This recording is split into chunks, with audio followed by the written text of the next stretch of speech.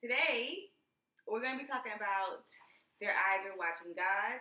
This is a book talk, and I am Brianca Jay, your host, and let's get right into it.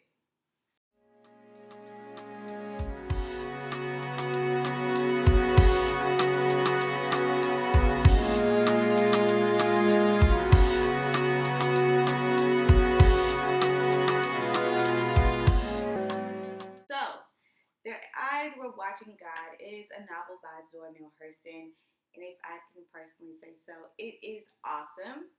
So, a little bit about Hurston. She was actually blackballed after sharing her political views that segregation would not benefit African American peoples.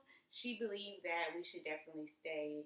Um, she believed that we should stay separate but equal because she felt like if we assimilated, we would lose a part of like African American culture and some of the very um, important aspects of who we are as a people. So They're Either Watching God actually explores some of these ideas, and we're just going to talk about the title, the significance of it, and how it ties into her beliefs of the African American culture and our ways towards survival and progress.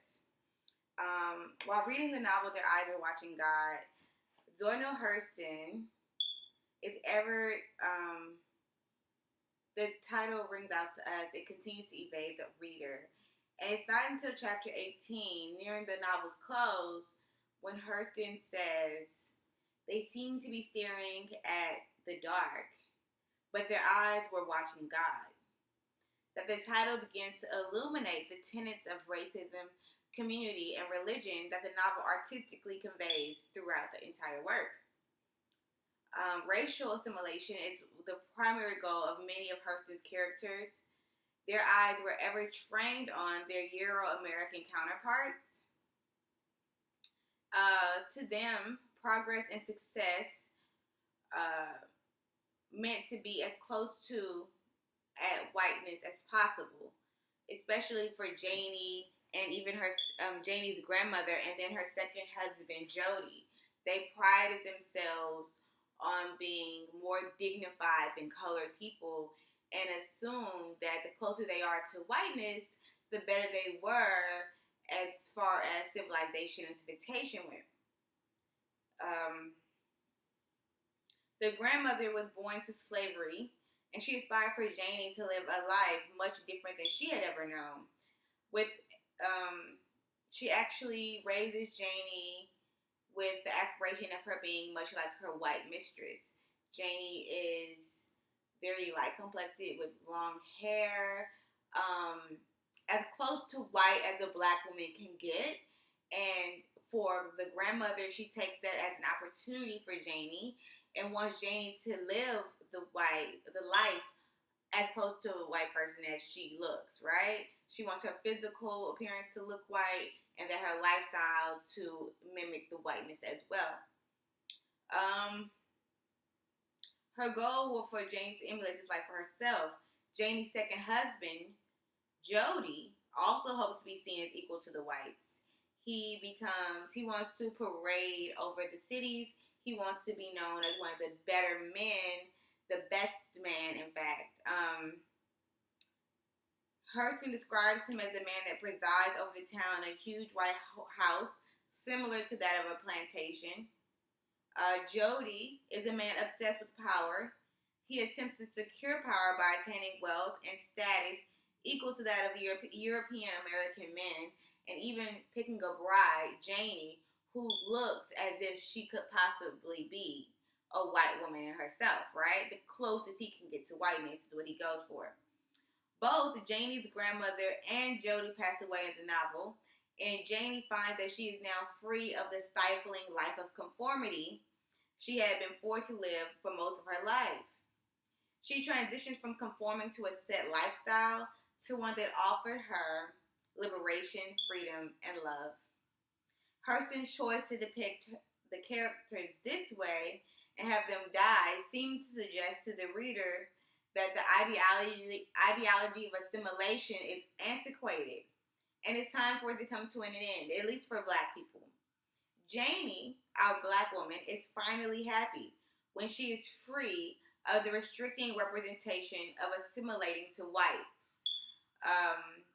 The title does not only convey racial significance, the word there implicates ideas of community as well.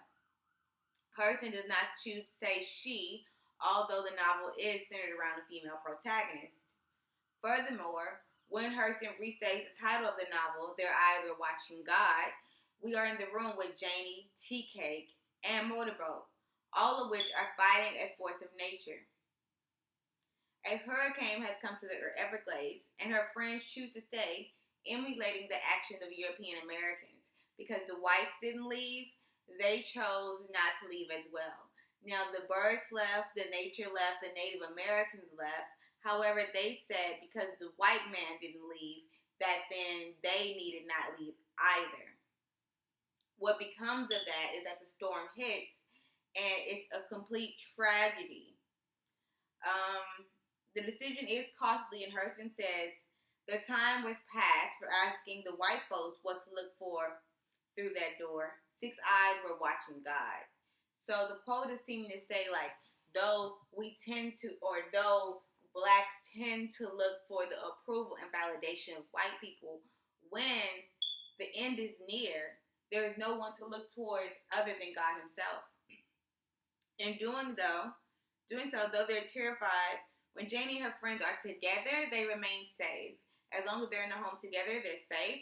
But the moment that they separated is when we saw most of the tragedies. This is the moment when Tea Cake is overtaken by the storm. He's bit by the dog. He becomes very sick, which leads to him losing his life, Janie losing her husband, and Motorboat losing a dear friend, seeming to say, when we start to seek to serve the individual self and fail to work together and stay together is when we will see tragedy and lack of progress.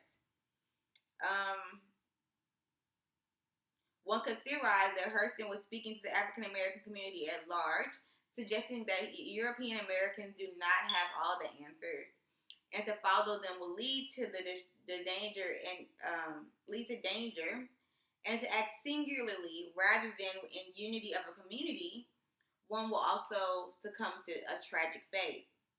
The phrase, their eyes were watching God, is the context of the novel suggests a way of life, a break from supremacy, and a validation for those who choose not to conform to the ways of society.